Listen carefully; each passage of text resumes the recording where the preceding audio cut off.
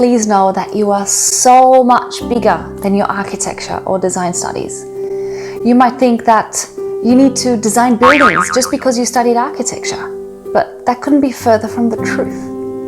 The truth is that you have so many expressions inside of you, such as to paint, to draw, to teach, to advocate, to write. Everything that's inside of you yearns to be expressed.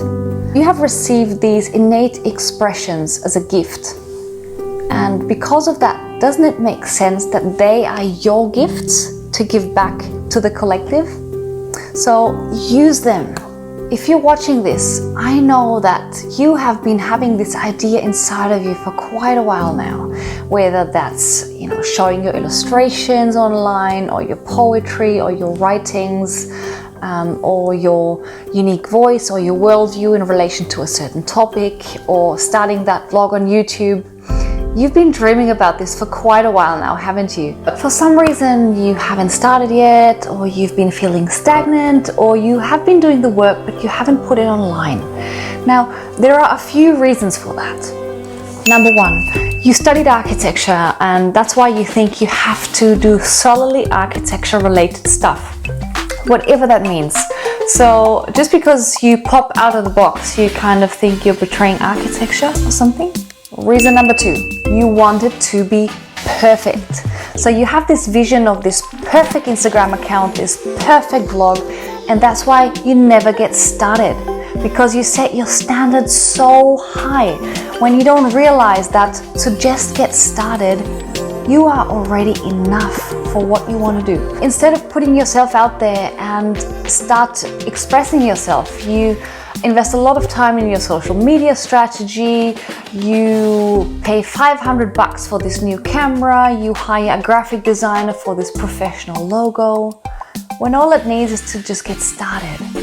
Number three, you've already started the work from your home, but you're actually a little bit shy, a little bit fearful, a little bit scared of actually putting your creativity out there in the open. And I definitely know how that feels. And number four is that you kind of don't get started because you want to see this whole picture. You want to make sure that if you start, it's gonna lead you somewhere. You want to make sure that this is part of your soul's desire, or that this is gonna lead you to your calling. But let me tell you, it doesn't work like that. Now, if I think back to 2 years ago, when What Architecture School Doesn't Teach You started,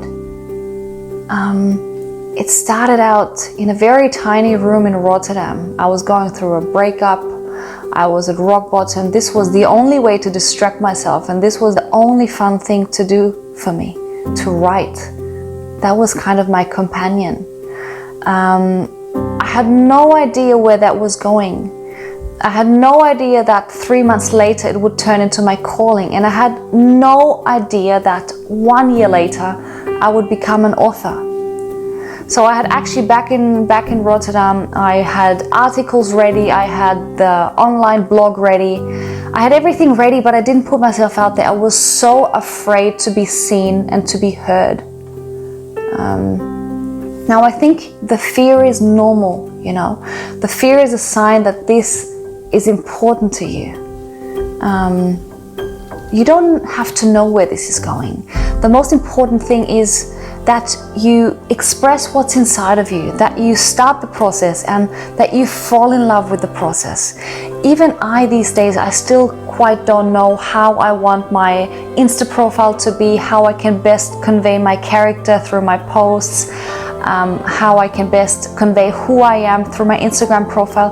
This is still a process of discovery and exploration for me, and that's where the fun lies.